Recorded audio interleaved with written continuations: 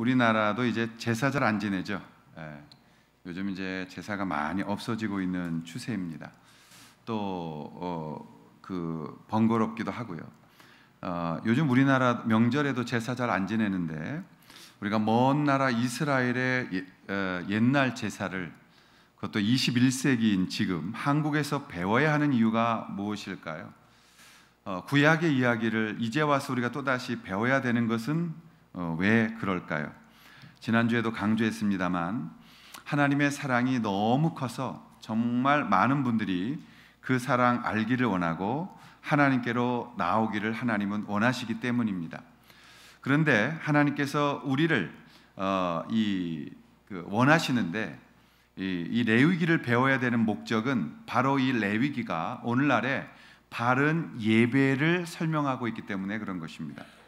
우리가 하나님 앞에 바른 예배를 드리는 것은 무엇일까?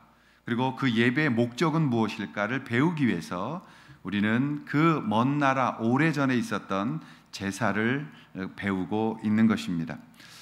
여러분, 우리가 어떤 설명할 때 설명하다가 좀 알아듣기 쉽게 하기 위해서 하는 방법이 예를 드는 거 있습니다. 예를 든다. 그래서 예화를 한다든지 또는 예문을 든다든지, 그래서 예를 듭니다. 그 예를 들기 위해서 여러 방법이 도입되는데요. 그 이유는 간단한 거예요. 상대방이 쉽게 잘 이해하고 분명하게 이해하게 하기 위해서 예를 드는 겁니다. 그래서 우리가 배우려는 레위기는 하나님께서 인간의 죄가 얼마나 무서운 것이었으며 그 죄를 용서하는 것이 얼마나 어려운 것이었으며 그리고 그 죄로 인해서 하나님과 얼마나 멀리 떨어져 있는지를 보여주십니다. 동시에 하나님께서 우리를 얼마나 사랑하시는지 그 사랑함을 보여주시면서 우리를 만나기를 원하시고 우리를 기다리시고 우리를 회복시키시고 우리와 함께 하시는 것을 보여주는 것, 그 예가 바로 이 레위기다라는 것입니다. 그래서 이 레위기라는 성경의 제목은 히브리어 성경을 헬라어로 바꿔놓을 때에는 루이티콘이라는 단어를 썼어요. 이 헬라어는 무슨 뜻이냐면 레위인에게 속한 것이다. 그런데 사실 이거보다 더 정확하게 레위기 제목을 단 것은 히브리 성경입니다. 히브리 성경들은 대부분 맨 첫째 줄, 첫 1절에 있는 것을 제목으로 삼습니다. 그래서 히브리어에서는 이 레위인들을 루이티콘이라고 한 그 헬라어가 아닌 와이크라라는 단어를 썼어요. 이 말은 그리고 우리를 부르셨다라는 뜻입니다. 그러니까 출애굽이 끝나고 하나님께서 우리를 부르셨다라고 말하는 거죠. 그래서 이 레위기 1장 1절에 있는 여호와께서 회막에서 모세를 부르셨다라는 이 제목을 그대로 히브리 성경에서는 제목으로 가졌던 것입니다. 저는 개인적으로 이 히브리 성경의 제목이 훨씬 더 마음에 와닿는 제목이라고 생각을 하고 있습니다. 여러분, 구약은 율법이라는 것을 통해서 우리가 선과 악을 구별하게 되어질 수가 있었던 것입니다. 율법이 없으면 뭐가 선인지 무엇이 악인지를 알 수가 없는 거예요. 그러니까 내가 어떤 짓을 하고도 이게 선인지 악인지를 우리가 구별할 수가 없었다라는 것입니다. 그런데 이 율법이 생기면서 이제 구약의 목적은 하나님이 우리를 어떻게 사랑하셨는지, 이 사랑에 대한 이야기, 그리고 우리의 죄를 어떻게 용서하셨는지, 하나님의 공의로움이 깨지지 않으면서도 어떻게 죄인을 하나님은 사랑하셨는지를 보여주는 것이 율법이었던 것입니다. 예를 들겠습니다. 아버지가 판사셨습니다. 그런데 어느 아주 극악한 범죄한 청년이 있어서 그 청년을 재판해야 됐는데 놀랍게도 그 청년이 자기 아들이었습니다. 아버지는 그 청년에게 사형을 선고해야 됐습니다. 그런데 아들을 살리고 싶었습니다. 그러나 자기는 판사였기 때문에 공의를 저버려서는 안 되는 것이었어요. 자신의 공의를 저버리지 않으면서 아들을 살려낼 수 있는 방법은 무엇이었을까요?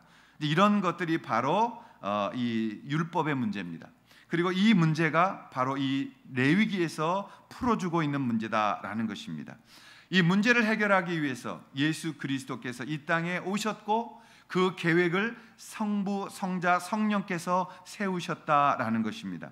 그 계획을 인간들에게 알려주기 위해서, 그리고 우리가 그것을 보고 이해하기 쉬우라고 모형을 보여주시는 겁니다.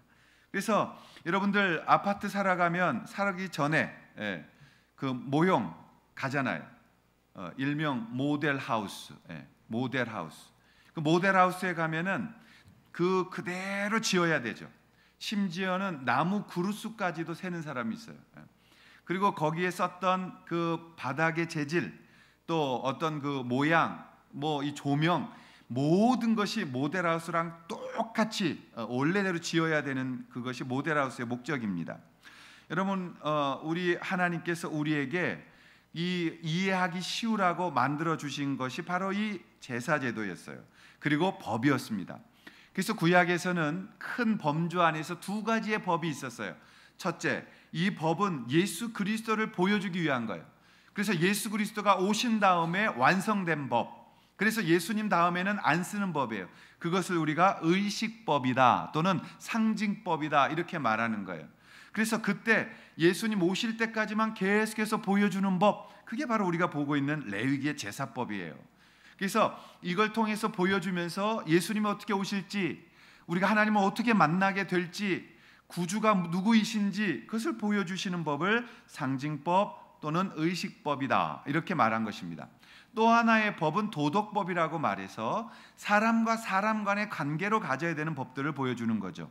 지극히 상식적인 법들이고 지극 최소의 선을 가리키는 법을 도덕법이라고 말합니다. 예수님이 어떻게 우리의 죄를 대신 지고 죽으시는지를 설명하고 있는 이 레위기를 통해서 우리가 어떻게 죄를 용서받았는지, 그리고 그 죄가 얼마나 무서운 것이었는지, 그리고 그 죄를 용서하신 주님의 은혜가 얼마나 강한 것인지, 그리고 이제는 우리가 예배 드리게 되어졌는데 이 예배를 어떻게 드리는 것인지를 배우는 것이 바로 레위기를 배우는 목적이다라고 말할 수가 있는 것입니다. 그러므로 여러분은 성경 레위기를 읽거나 구약을 읽으면서 계속해서 예수님을 바라보며 그 예수님을 떠올리시면서 복음과 연결해서 구약과 특히 레위기를 읽으셔야 된다는 것입니다. 오늘 우리가 레위기 1장을 보는데요, 이 레위기 1장은 죄를 지은 인간이 어떻게 용서받고 임시적으로라도 그리고 잠시라도 거룩을 맛보는 방법이 있었는지를 가르치는 제사입니다. 이 제사는 인간이 드리고 싶은 대로 마음대로 드리는 것이 아니라 그 인간의 죄에 따라서 그 용서받는 제사도 다르게 드려져야 됐음을 보여주고 있는 것입니다. 그래서 하나님께서 예배는 우리의 마음대로 드리는 것이 아니라 하나님께서 하신 방법대로 하나님께 예배하라고 가르치는 것이라는 것을 기억해야 합니다. 그래서 구약에서는 5가지의 제사를 드렸어요. 첫째 번제, 둘째 화제, 소제, 셋째 화제, 넷째 속건제, 속죄제입니다. 그래서 이 번제와 소제와 화제와 속건제와 속죄제 이 5가지는 하나님께서 이 인간들의 죄의 모양에 따라서 그 죄를 어떻게 씻어내며 어떻게 예배할지를 우리에게 가르치신 제도라고 말할 수 있는 거죠. 오늘 우리는 레위기 1장을 통해서 번제라는 제사를 만납니다. 이것은 이 지나간 구약의 제도라고 쉽게 볼 것이 아니다라는 것입니다. 이 번제는 우리에게 바른 예배를 가르치고 또 예수 그리스도를 따라가게 만들고, 그리고 하나님께서 예배 속에서 우리를 기다리고 계시는 그 주님을 만나게 하는, 너무나도 놀랍고 귀하고 또 하나님께서 기뻐하시는 제사, 기뻐하시는 예배를 우리가 어떻게 드릴 수 있는가를 가르치는 거예요. 사랑하신 여러분, 오늘 하나님이 우리를 기뻐하시는 삶, 우리가 하나님을 기뻐하게 예배해서 여호와께 향기로운 제물 되는 그 방법, 그 삶은 어떤 삶일까요? 첫 번째로 그것은 번제의 삶을 살아야 된다라는 것입니다. 우리가 번제의 삶이어야 한다. 자, 이 번제라는 첫 번째 제사를 우리가 살피는데, 이 번제라는 것은 2단어의 영어가 있습니다. burnT라는 거와 offering이라는 단어입니다. burnT라는 것은 태운다라는 뜻이에요. 그래서 불에 태워서 바친다라는 뜻이에요. 다 타버렸다라는 뜻입니다. 히브리어는 이것을 올라라고 표현해요. 올라. 근데 공교롭고 재미있게도 올라라는 뜻이 올라간다는 뜻이에요. 그러니까 하나님 앞에 이 번제라는 것은 다 태워서 하나님께 올려드린다라는 뜻을 가지고 있습니다. 번제는 불의 이 제물을 다 태우는 거예요. 그래서 그 향기를 하나님이 맡으셨다라는 아주 이 은유적 표현을 갖고 있는 것입니다. 이 번제로 제사하기 위해서 필수적인 제물들이 있습니다. 번제를 드리기 위해서 먼저 우리가 준비해야 될 게 있습니다. 오늘날로 치면 예배를 드리기 위해서 우리가 제일 먼저 해야 될 일이 있다는 겁니다. 그게 무엇이냐? 우선 가장 큰 준비는 우리가 이 제사를 드린다는 것은 우리의 죄를 인정하는 죄인의 자각에서부터 시작된다는 걸 기억하셔야 됩니다.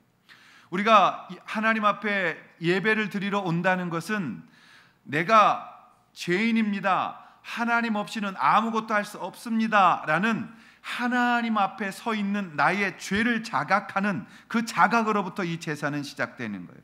우리가 하나님 앞에 나아가야 됩니다, 하나님이 필요합니다, 하나님 앞에 서야만 죄 용서함을 받고 하나님 앞에 설 때만 나는 주님을 만날 수 있습니다라는 이러한 예배 의식으로부터 서는 것입니다.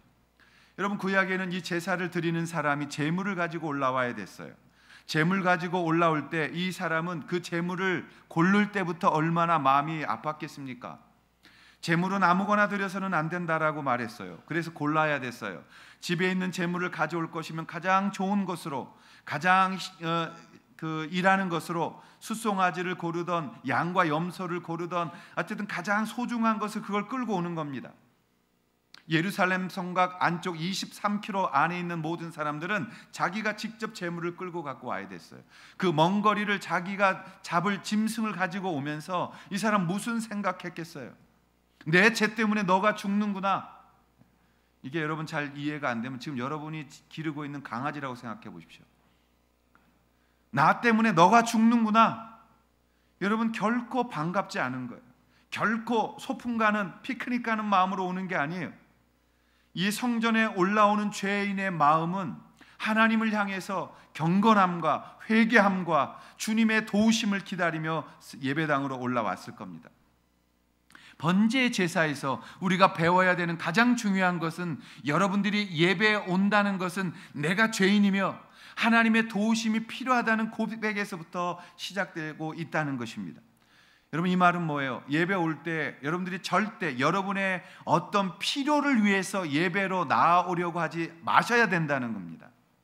오늘날 예배가 우리들의 필요를 주는 그러한 어떤 복 주는 시간이 되어진 것이에요. 그것은 예배가 아닙니다. 우리가 무당을 찾아가듯 어떤 복을 받기 위해서, 예언을 받기 위해서, 어떠한 것을 하기 위해서 내 목적을 위해서 가고 있다면 여러분, 그것은 예배를 드리는 것이 아닙니다. 그래서 오늘날 우리는 예배를 봅니다. 우리는 예배를 나갑니다. 여러분, 절대 여러분의 어떤 필요를 먼저 예배 가운데 들고 나오려고 하지 마십시오. 우리에게 가장 필요한 것이 하나님이시고 그분과의 화목한 관계라는 사실을 우리는 잊어서는 안 된다라는 것입니다.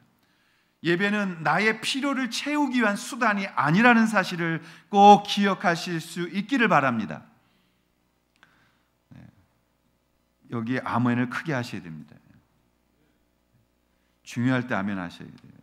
다시 한번, 여러분, 예배는 나의 필요를 채우기 위한 수단이 아니라는 사실을 기억하십시오. 오늘날 예배가 그래서 변질되어져 있는 거예요. 우리가 드리고 있는 것은 어떤 의미에서 예배가 아니에요. 예배를 복받으러 오고 무슨 세속적인 종교의 행위로 바꾸면 그것은 여러분 저주가 되어지는 겁니다. 그래서 예물을 잘못 드리면 죽는 거예요, 그 자리에서. 오늘날 우리가 번제가 제일 먼저 앞에서 나오는 것은, 예배는 나를 드리러 오는 거예요. 예배는 나의 필요를 채워가기 위해 하는 것은 결과인 거예요. 하나님 앞에 예배로 나아올 때는, 하나님, 내가 죄인이며 주님 떠나서 하나님 없이 살아겠다고 했던 내가 주님과 동행하는 예수 그리스도의 이름으로 살았습니다만, 그래도 주님 필요했고 주님 뵙고 싶었고 주님 사랑해서 내가 주께로 나와 주님을 예배하기를 원하고, 내가 주님 거룩한 앞에 서기를 원하고, 예수 그리스도의 보혈로 다시 정결하게 되기를 원하고, 그리고 그 힘으로 예수 그리스도와 함께 내가 삶 속에서 예배 삶으로 승리할 수 있기를 원합니다라는 인격적인 주님 안에서의 그 주님과의 바른 관계 회복과 주님을 찬양하기 위한 그 고백이 우리의 예배의 고백이 되어지는 것입니다. 여러분, 그 마음이 재물을 잡아 죽여서 피를 쏟고 가죽을 벗기고 각을 떠서 불을 태우는 이 엄청난 제사를 드리는 마음이 되어진 것이죠. 예배가 복받는 목적이나 수단이 되면 안 되는 거예요. 물론 예배는 궁극적으로는 그 복을 받아 누리게 되어집니다. 그러나 여러분, 그것을 결과론적으로 받아지는 것과 그것 때문에 찾아오는 것은 다른 것이에요. 아멘 할 때 아멘 하세요. 마스크셨어도 들립니다. 여러분, 우리가 예배에 나올 때 목적이 다른 데 있다고 생각해 보세요. 아이들이 아빠를 좋아하는데 목적이 아빠를 좋아하는 게 아니라 아빠가 사오는 아이스크림에 있다면, 아내가 남편을 사랑한다고 말하는데 사랑하는 게 아니라 남편이 벌어오는 월급의 목적이 있다면, 그러니까 밥 안 주면 뭐 삼식이라는 둥, 온갖 핍박의 말로 남편들을 지금 힘들게 하는 것 아니에요. 남편들이 일하다가 조금 쉬어서 집에서 밥 3끼 잘 먹고 일 더 열심히 하겠다는데 왜 밥도 안 주고 삼식이니 사식이니 하면서 놀리는 거예요. 아멘 할 때 아멘 하세요. 우리가 목적이 뭐냐 이 말이에요. 예배에 오는 목적이 뭐냐 이거죠. 여러분, 예배는 가볍게 복 받으러 오는, 가볍게 와서 나의 필요를 채워가기에 오는, 아니면 오지 않으면 하나님이 벌을 내리셔서 아이가 잘못되고 사업이 잘못된다라는 이런 비인격적인 관계가 아닌 예수 그리스도의 그 죄물 대심의 방법을 따라 우리가 오늘도 하나님 앞에 나아가는 훈련, 연습, 은혜를 누리는 것입니다. 왜냐하면 우리의 진짜 모습은 우리가 잘 알지 않습니까? 우리가 예배 오기 전에 내가 하나님 앞에 선한 일 하다가 예배에 왔을지라도, 내가 구제하고 남을 돕다가 예배에 왔을지라도, 내가 선교하고 전도하고 성경 읽고 기도하다가 예배 자리에 왔을지라도, 나는 그 땅에 살면서 여전히 죄의 그늘 아래 노출되어 있었고, 그리고 죄로 인하여 발버둥 치고 있었고, 하나님 앞에서 죄인이라는 그 삶을 살 수밖에 없었던 우리의 모습을 우리가 잘 알고 있지 않습니까? 그러므로 우리가 예수님 만나려고 예배당으로 달려옵니다. 예수님 사모하기 때문에 그 예수님이 드리셨던 제사의 방법처럼, 예수님이 드리는 예배의 방법처럼 우리도 그 예수님을 따라 하나님 아버지 앞에 서기 위하여 우린 예배당에 와 예배를 드리는 것 아니겠습니까? 그 죄를 벗어나고 싶어하는 마음이 준비된 자들이 예배를 시작하는 것입니다. 오늘날의 죄는 우리가 슈퍼마켓 가서 껌 하나 계산 안 하고 훔친 정도의 그런 죄의식을 가지라고 말합니다. 우리가 편의점에 가서 잊어버리고 과자값 하나 안 놓고 나온 그런 것처럼 죄라고 생각하게 만듭니다. 여러분, 그게 죄가 아니에요. 금요일날 계속해서 제가 죄에 대해서 설교했습니다. 여러분, 죄가 가벼운 실수가 죄가 아니에요. 죄는 예수 그리스도가 어린 양처럼 목이 따지고 피를 쏟아내야 될 만큼 무서웠던 게 죄예요. 죄는 그 정도 그냥 웃으면서 넘길 수 있는 그런 농담거리가 아니에요. 죄는 실수가 아니에요. 죄는 상담거리에서 끝나는 게 아니에요. 죄는 철저하게 고백되어져야 하는, 철저하게 용서받아야 하는 무섭고 무서운 것이 죄라는 사실입니다. 여러분이 제물을 드리러 온 사람이 제물을 가져옵니다. 양과 염소를 드릴 땐 그래도 제사장들이 손발 붙들고 제단에 놓고 제사장 한 명이 목을 누르고 이 목을 따 죽여야 되는 이 제물 드린 그 죄인이 그 칼을 가지고 염소나 양의 목을 찔러요. 그러면 안 죽어요. 그래서 목을 긁어내리는 거예요. 목을 따는 거예요. 그러면 피가 튀어요. 이 피가 팍 튀어나갑니다. 거기에 그릇을 대서 피를 받는 거예요. 그를 그것을 번제단에 가서 뿌리는 거예요. 여러분, 죄는 결코 excuse me가 아니에요. 죄는 그렇게 작은 게 아니에요. 죄는 그냥 대충 넘어가자라고 해서 사라지는 게 아니라고요. 죄는 이 죽음의 칼이 목에 꽂히고 피를 쏟고 완전히 몸에 각을 뜨고 가죽을 벗겨서 불에 태워서 해결해야 되는 그러한 죽음의 고통이 죄의 두려움을 갖게 하는 것입니다. 그것이 곧 제사의 준비된 마음의 시작입니다. 성막이나 성전이나 제사장이나 그리고 집기들, 이런 준비도 필요하지만 제사를 드리러 오는 가장 필수적인 제물은 바로 우리들이었다는 사실을 기억하는 겁니다. 소의 번제면 어떡하겠어요? 여러분, 소를 가져다가 이 힘센 소를 죽이기 위해서 어떻게 해야 되겠어요? 이 소가 난리를 치면서 발버둥 치지 않게 하기 위해서 어떻게 죽여야 되겠습니까? 그런데 하나님께서 이 제물을 말씀하시면서 이 소를 드릴 거거든 흠없는 것, 그리고 가장 건강하고 가장 힘 있는 그 소를 바치라고 말씀하십니다. 여러분, 이것은 내가 하나님 앞에 예배하러 올 때 가장 소중한 마음으로 오라는 거죠. 하나님 앞에 하는 모든 것들이 가장 소중한 것이 드려져야 된다는 거죠. 근데 어떤 이런 사람들이 있을 수 있어요. 어차피 드리는 소, 늙고 병들고 또 다쳐서 쓸모가 없는, 경제적으로 말할 때 효용 가치가 없는 그런 경제적인 논리로 접근해서 제물 드릴 수 있는 사람이 있었을 겁니다. 어차피 태우는 건데, 어차피 죽이는 건데, 다 죽을 만한, 일하지 못하는, 힘없는, 병든 소, 그런 거 태우면 어떻겠어? 하나님 그걸 원하지 않는 거죠.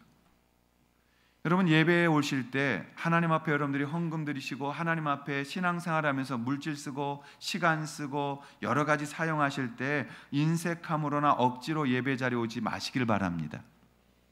하나님 앞에 억지로 인색함으로 드리다 죽은 자들이 아나니아와 삽비라 아닙니까?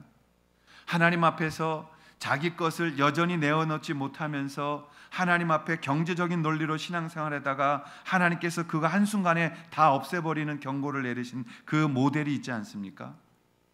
예배 앞에 설 때는 나를 드리는 것이요, 예배 앞에 설 때는 나의 가장 소중한 것을 드리는 것이요, 예배 앞에 설 때는 내가 전심을 다하여 예수 그리스도의 뒤를 따라 하나님 앞으로 나아가는 그 절차를 밟으며 주께로 나아가는 것 아닙니까? 그 재물을 잡아서 가죽을 벗기고 각을 떠서 제단불에 다 태워 깨끗이 타도록 해야 되는 것 아닙니까? 배고프면 주워 먹을 수 있습니까? 그 고기 태우는 스테이크 냄새가 난다고 해서 거기에 손댈 수 있습니까? 그렇지 않습니다. 어떤 재물이든 다 태워 불살라야 되는 겁니다. 그게 번제입니다. 근데 재물의 종류가 여럿 있습니다. 1장을 살펴보니 1장 3절에 재물이 수송아지거든, 10절에 보니까 양이나 염소거든, 14절에 보니까 산비둘기나 그리고 집비둘기 새끼까지 다 종류가 다양합니다. 왜 이렇게 재물들이 다양했을까요? 근데 경제적인 것 때문에 그랬다고 합니다. 부자인 사람은 더 큰 재물을 드릴 수 있었습니다. 그리고 가난한 사람은 돈이 없으니까 작은 집비둘기 새끼를 드릴 수 있었습니다. 여러분, 부자나 가난한 사람들이나 하나님 앞에 전부 다 죄인이며 죄 용서함이 필요하다는 것을 말씀하고 있었던 겁니다. 가난한 사람들이라고 예외일 수 없었습니다. 그런데 여러분, 생각을 더 깊게 해보면 내가 부자예요. 부자인데 선택할 수가 있어요. 송아지 잡을 수도 있고 집비둘기 새끼 바칠 수도 있어요. 그러면 여러분 같으면 어차피 태우면 똑같이 용서함 받는데 송아지 드리겠어요? 비싼 거 드리겠어요? 아니면 싼 거 드리고 그냥 빨리 끝내겠어요? 머리가 정상적이라면 뭐하러 저렇게 복잡하게 큰 소 잡아가지고 잡기도 힘들고 태우기도 힘들고 가격도 비싸고, 그럼 아예 집비둘기 조그만 거 잡아드리면 좋지 않겠느냐라고 생각할 수 있습니다. 그런데 여러분, 부자가 죄에 대해서 더 두려워했겠습니까? 가난한 사람이 죄에 대해서 두려워했겠습니까? 경건한 사람이 두려워했겠죠. 그러나 판단해 보건대 없는 사람이 재물 사기가 더 어렵잖아요. 있는 사람은 죄 했어요. 오늘 버는 것 소 한 마리 잡아드려. 그래서 번제 드리면 돼. 그런데 오늘 밥 먹을 끼가 없어서 랩돈이 없어서 밥을 못 먹고 있는데 오늘 하나님 앞에 잘못해서 이 죄를 용서받아야 되는데 집새끼 비둘기라도 살려면은 집에서 이 산비둘기나 집비둘기 새끼를 사다가 제사를 드리려면 이 밥 먹을 돈으로 가져다가 그 비둘기 사서 하나님 앞에 태워 제사 드리려면 이 사람은 전부를 다 태워야 되는 거잖아요. 저는 이 말씀 묵상하는데 하나님 앞에 참 여러 가지 은혜가 되더라고요. 여러분, 이 부자나 가난한 사람들이나 우리는 전부 다 죄인이며 전부 다 하나님 앞에 이 제사를 드려야 되는 사람들이에요. 그래서 이 로마서 3장 23절에는 모든 사람이 죄를 범하였음에 하나님의 영광에 이르지 못했다라고 말합니다. 그러면 거꾸로 말해 보겠습니다. 내가 오늘 지금 가난해요. 오늘 요즘 코로나 19 때문에 많은 사람들이 경제적 고통을 겪고 있습니다. 저는 교회들이 지금 다 굉장한 어려움을 겪고 있어요. 문 닫는 교회들이 속출하고 있고, 굉장히 교회가 제일 어려움을 많이 당하고 있어요. 여러분 좀 청와대 게시판에 좀 청원서 좀 쓰십시오. 조그만 교회들도 다 세금 내는데 소상공인 걸 인정해서 좀 도와달라고. 웃으면서 얘기하지만 진실입니다. 여러분들이 좀 작은 교회들 다 살려달라고 좀 쓰십시오. 그러면 교회들이 다 무너져가요. 다 힘들어해요. 이렇게 어렵고 힘들 때 거꾸로, 여러분 내가 가난할 때 하나님 앞에 죄 안 지려는 거룩의 노력을 더 연습할 수 있는 거예요. 내가 없다는 거 가지고 신세한탄하고, 내가 없다는 것으로 그냥 짜증나면서 이것저것 안 된다라고 시간을 허비할 것이 아니라, 없을 때, 가난할 때, 드릴 것이 없을 때, 힘들 때, 그때 하나님 앞에 엎드려서 하나님 나를 경건하게 세우시고, 하나님 내가 주님 앞에 거룩함으로 세워주시고, 하나님 내가 주님 앞에 죄짓지 아니하고 영적으로 성장할 수 있게 해달라고 주님 앞에 나와 엎드릴 수 있다는 것입니다. 그리고 더욱더 거룩함으로 하나님 앞에 더욱더 몇 배나 더 부자들보다 건건함으로 살 수가 있다는 것입니다. 그래서 예수님께서는 우리에게 영적으로 가난할 것을 가르치신 거예요. 하나님 아버지 앞에 너가 영적으로 가난해야만 하나님을 경험할 수 있다라고 말씀한 거예요. 요즘 경제적으로 어려우신 분들 많이 있습니다. 그런데 여러분, 그 경제적 어려움이 오히려 우리가 죄를 싫어하고 하나님을 가까이 섬기도록 만드는 그런 시간으로 초대할 수 있음을 기억하시기를 바랍니다. 우리가 예배가 경제적 어려움과 또는 괴로운 고통들이 있을 때 더욱 간절하게 주님을 바라보게 할 수 있다는 것입니다. 우리가 제사를 드릴 때 빈손으로 하나님께 나아가지 못한 것은 죄사함의 조건이 피였고 대속의 죽음이었지만, 이제 신약에서는 예수 그리스도의 피와 예수 그리스도의 죽음을 들고 우리가 하나님 앞에 설 수 있으므로 우리가 제물이 필요하지 않잖아요. 하나님 앞에 내가 제물되어 하나님 앞에 나를 드림으로 하나님 앞에 바른 관계로 서고 하나님을 만나게 되어질 때에 우리의 모든 이 속에서의 걱정과 근심이 다 해결이 되어지는 줄 믿습니다. 하나님을 믿고 부자가 되었다는 간증 저도 수도 없이 많이 들었습니다. 그런 간증할 수도 있습니다. 근데 여러분, 그것은 언제 이루어지는 거냐? 하나님 앞에서 주세요 주세요의 기도만으로 되어지는 것이 아니라 하나님이 그것을 줄 수 있는 사람이 되는 내가 되어야 주는 거예요. 그 말은 내가 먼저 하나님을 만나야 되는 거예요. 그리고 그 하나님을 만날 때 나머지 모든 것들도 해결된다고 예수님께서 말씀하셨잖아요. 너희는 먼저 그의 나라와 그의 의를 구하라. 그리하면 이 모든 것을 너희에게 더하여 주실 것이라. 여러분들이 하나님을 만나는 게 먼저인 겁니다. 우리가 하나님 만나게 되어질 때에 그 속에서 하나님께서 해결하시는 경험들을 여러분 해 오셨잖아요.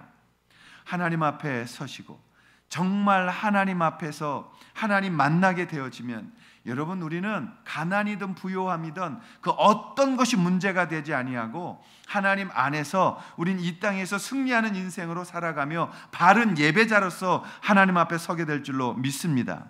그럼에도 불구하고 우리 예배의 초점이 자꾸 하나님과의 관계라는, 즉 죄에 소멸되는 거룩한 관점에서 벗어나서 나는 가난하니까, 나는 돈이 없는, 이런 핑계대지 못하도록 주님은 그 당시에 가장 값싼, 그리고 누구나 드릴 수 있는 그런 집비둘기 새끼까지라도 제물로 만들어 놓으신 거예요. 우리가 마음이 어려워지면 핑계거리가 찾게 되어집니다. 우리가 경제적으로 어려워지면 하나님을 자꾸 멀리하게 되기도 합니다. 여러분, 그때는 오히려 하나님께 가까이 할 때예요. 하나님 여러분을 부르실 때예요. 세상의 것들을 내려놓고 나를 만나기를 원한다고 주님이 주시는 그 사인을 받고 있어야 되는 때가 되는 거예요. 그때 여러분, 재물 앞에 절하지 마시기를 주님의 이름으로 축원합니다. 여러분이 하나님 앞에 만몬이라는 돈에 엎드리지 않기를 바랍니다. 돈이면 다 되는 것처럼 생각하고 돈에 매여서 돈에 끌려다녀 하나님의 거룩함이 없는 그런 영혼의 그 가난함이 없이 부유한 그런 잘못된 삶이 되지 않기를 주님의 이름으로 축원합니다. 그래서 오늘 15절과 16절에 이렇게 말씀하는 거예요. 제사장은 그것을 제단으로 가져다가 그것의 머리를 비틀어 끊고 제단 위에서 불사르고 피는 제단 곁에 흘릴 것이며 그것의 모이 주머니와 그 더러운 것은 제거하여 제단 동쪽 재버리는 곳에 던지라. 여러분, 제사장이 새 머리를 받게 되면 그것을 비틀어 끊으라는 겁니다. 끔찍한 거죠. 여러분, 새 종류의 머리를 비틀어 끊으라는 것은 머리를 바꾸는 거예요. 우리가 이 제사장에게 이걸 드렸을 때 제사장은 그 새 머리를 비틀어 끊어버립니다. 이것은 머리가 바뀌었다는 영적 상징일 수도 있어요. 하나님 앞에 우리의 이 사고, 우리의 생각, 우리가 머리로 시작돼서 생각하게 만드는 그 죄의 것들, 하나님 외에 다른 것들을 의지하게 만드는 것들, 그것 때문에 변명하게 만드는 것들, 하나님 예배하는데 방해되는 것 알면서도 거기에 붙들려 하나님의 예배가 먼저가 아니게 만드는 우리의 이 잔머리적인 생각들, 하나님 바로 섬기지 못하게 만드는 것들, 그것에 대한 결단, 그것을 끊어버리라고 말씀하시는 겁니다. 예수 그리스도가 머리 되게 만드는 것, 예수 그리스도를 따르기로 선언하는 것, 예수 그리스도만이 먼저 되게 하는 것, 그것이 바로 이 제사장들이 그 새의 머리를 끊어버려 던져버리는 것입니다. 여러분들도 오늘 이 시간에 이 결단이 있기를 바랍니다. 하나님 앞에 여러분 시간 남으면 뒹굴뒹굴 하지 마시고 예배당에 와서 엎드리십시오. 제가 약속드립니다. 여러분 성경 가져다가 예배당에서 펴셔서 책 읽으시고 기도하시고 하나님 앞에 은혜 받고 절대 여러분의 삶은 망하지 않을 것이며 절대 여러분의 삶은 흔들리지 않을 것이며 하나님이 여러분을 절대적으로 지켜주실 것을 제가 개런티합니다. 그러나 안 된다고 괜히 이것저것 짜증나는 것 가지고 나는 실패자인 것처럼 하나님 앞에서 멀어지기 시작하면 여러분 삶도 망가지며 여러분 경제적인 것도 망가지며 여러분 하나님 앞에서 그 은혜에서 멀어지는 자가 될 수밖에 없다는 그 사실을 우리는 기억해야 된다라는 거예요. 여러분, 그 교만의 머리가 끊어져 버리시기를 주님의 이름으로 축원합니다. 17절에 보면 또 그 날개자리에서 그 몸을 찢되 아주 찢지 말고 제사장이 그것을 제단 위에 불 위에 있는 나무 위에서 불살라 번제를 드릴지니 이는 화제라 여호와께 향기로운 냄새니라. 날개에서 그 몸을 찢되 아주 찢지는 말아라. 그것은 찢으면 안 되는 거죠. 그것을 제단 위에 얹어 완전히 불살라 버려라.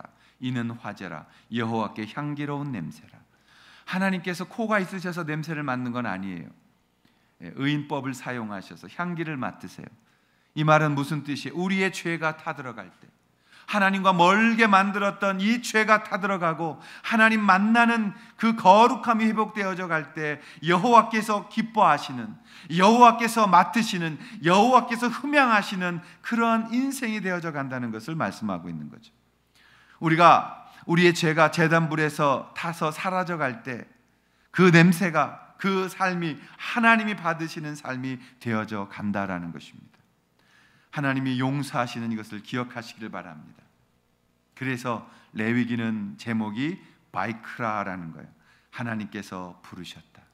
하나님께서 부르셨다. 구약의 제사는 신약의 예배를 의미합니다.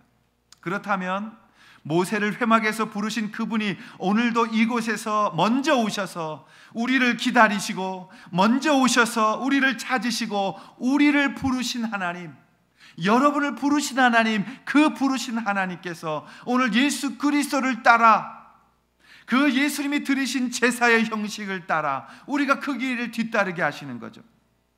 예수님은 두 가지 직분을 가지셨어요. 어린 양이 되셨습니다. 당신을 들이시는, 당신이 제물 되시는 어린 양이 되셨어요. 양 잡는 걸 봤습니다. 양은요, 끌어다가 이렇게 눕혀가지고요, 매 한 번에, 그리고요 목에다가 칼을 딱 대고 틀어서 딱 끊으면 탁 고개 끌고 아무 발버둥 안 칩니다. 그 어린 양 되신 예수 그리스도, 주님 앞에 자신의 모든 것들을 내어주신 그 제물 되시는 그리스도께서 이제는 제사장이 되어, 대제사장이 되어 지성소를 향하여 나아가십니다. 우리는 그 뒤를 따라 예수 그리스도의 보혈을 힘입어 우리도 그 지성소로 들어갑니다. 거기는 아무나 들어갈 수 있는 곳이 아니에요. 그런데 우리가 그 지성소로 들어갑니다. 그러면 우린 죽어야 되는데 죽지 않았어요. 예수 그리스도가 그 피를 뿌리며 하나님 앞에 나아갔을 때 우리도 그 앞에 서게 되어지는 것입니다. 여러분, 우리가 하나님 앞에 설 수 있다는 것, 하나님의 영광 앞에 서는 자가 되었다는 것, 예수 그리스도를 뒤따라갔을 때 우리도 주님 앞에 서며 그 주님의 음성을 들으며 그 주님과 교제할 수 있게 되어졌다는 것, 그래서 하나님을 향하여 아바, 아버지라고 부를 수 있게 되어졌다는 것, 그것이 오늘 예배의 영광 가운데 회복되어져야 되는 가장 중요한 사실이라는 것이죠. 여러분들이 하나님을 아바, 아버지로 부를 수 있게 되었다는 것, 그것은 여러분 말만이 아닌 정말 여러분들이 살아계신 하나님을 아버지라고 부를 수 있는 그 믿음의 회복이 예배 가운데서 회복되어지는 거예요. 아멘. 그게 예배인 것입니다. 여러분이 정말 예배를 제사드리는 마음으로, 예배를 전심을 다하여 찬양 한 구절 한 구절을 정말 힘을 다해 드릴 때 그것이 하나님 앞에 살아있는 예배가 되어지는 거예요. 사랑하신 여러분, 온전한 예배의 그 힘, 우리가 예수 그리스도를 뒤따라 하나님 앞에 서고 그 하나님이 여호와께서 회막에서 모세를 부르시고 그에게 말씀하시듯 오늘 우리를 불러내셔서 치유하시고 회복하시고 온전케 하시고 우리를 받으시고 예수님께서 이 땅에 오심, 그리고 우리를 위하여 대신 죽으심, 그리고 그 죽으심 밑에 가장 밑바닥까지 내려가시고 하나님께서 그를 다시 살리시는 부활하심, 그리고 이 땅에서 승천케 하여 주셨던 승천하심, 그리고 다시 오실 것을 기다리게 하셨던 그 재림의 것을 우리에게도 그대로 주셔서 예수 그리스도 하신 대로 예수 그리스도를 뒤따라 하나님 앞에 설 수 있다는 것, 그것이 바로 이 번제의 목적이며 오늘 예배를 가르치는 주님의 마음인 것입니다. 하나님 앞에 서십시오. 하나님 앞에 이제 여러분이 말할 수 있습니다. 아바, 아버지라고 여러분들은 하나님 부를 수 있습니다. 하나님이 여러분을 직접 위로하시고 하나님이 여러분을 직접 내 아들아, 내 딸아라고 말씀하신다면 여러분, 우리 가운데 두려울 것이 무엇이 있겠습니까? 우리 가운데 걱정할 것이 무엇이 있겠습니까? 어떤 분이 그래요. 목사님, 지금 기도해도 안 돼요. 지금 안 돼요? 예, 그러나 여러분 계속 기도하세요. 왜요? 우리의 노력으로 되는 게 아니라, 여러분, 내가 기도했는데 안 돼요. 그리고 또 기도하는 게 기도 제목이 응답 받은 거예요. 그리고 또 기도해요. 근데 하나님 아무것도 안 된 것 같아요. 그래요? 또 기도해요. 하나님 의지하세요. 하나님 신뢰하세요. 어느 날 이렇게 말합니다. 목사님, 이게 하나님이 다 이루셨어요. 그리고 하나님께서 이제 더 큰 일을 이루실 거래요. 그렇습니다. 기도는 여러분 눈에 보이는 그런 인간적인 방법의 것이 아니에요. 기도는 하나님 앞에 내가 세워 서감으로 그분의 음성을 들음으로 하나님이 하나님의 방법으로 이루어져 가게 하는 것이 기도인 것입니다. 우리가 하나님 앞에 그래서 기도하는 거예요. 하나님 앞에 감사함으로 엎드리실 때, 하나님 앞에 나아갈 때, 예수 그리스도의 이름으로 하나님 앞에 나아가 서는 것, 그것이 예배인 것입니다. 저는 이 예배 때마다 감격과 감사와 은혜가 여러분 가운데 넘쳐날 수 있기를 주님의 이름으로 축원합니다. 하나님 앞에 서셔서 그 하나님을 만나고 돌아가는 예배가 되시기를 바랍니다. 그 찬송 부를 때 그곳에 임재하신 하나님의 성령의 역사를 만나며, 하나님의 말씀을 받을 때 내 가슴이 뛰는 하나님의 은혜를 만나며, 하나님 앞에 서서 그분의 음성을 들으며, 하나님 나에게 모세에게 말씀하시듯 오늘날도 우리에게 말씀하시는 그 음성을 들어야 되는 것이죠. 그 듣기를 사모하시기를 바랍니다. 하나님 앞에 그 음성 듣는 연습되실 수 있기를 바랍니다. 그리고 그 하나님이 내 아버지로서 말씀과 기도와 또 여러 가지 모양 속의 음성으로 말씀하시는 그 주님 만나게 되어질 때에 우리의 인생이 승리자가 되며 예배자가 되며, 그리고 가장 중요한 하나님 앞에 서는 하나님의 사람이 되어진다는 것입니다.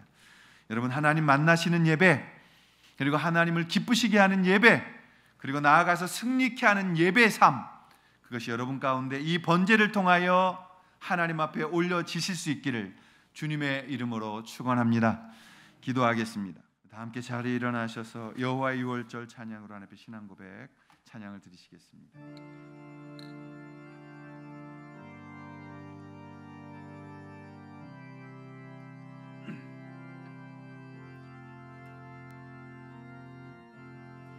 지극히 높은 주님의 나 지성소로 들어갑니다. 세상의 신을 벗고서 주 보좌 앞에 엎드리리. 내 주를 향한 사랑과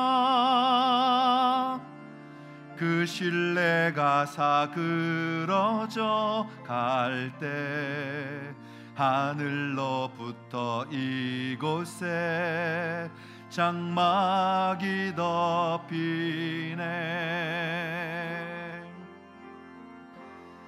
이곳을 덮으소서. 이곳을 비추소서. 내 안에 무너졌던 모든 소망 다 회복하리니 이곳을 지나소서. 이곳을 만지소서. 내 안에 죽어가는 모든 예배 다 살아나리라. 성부와 성자와 성령의 이름으로 간절히 축원하옵나이다. 아멘.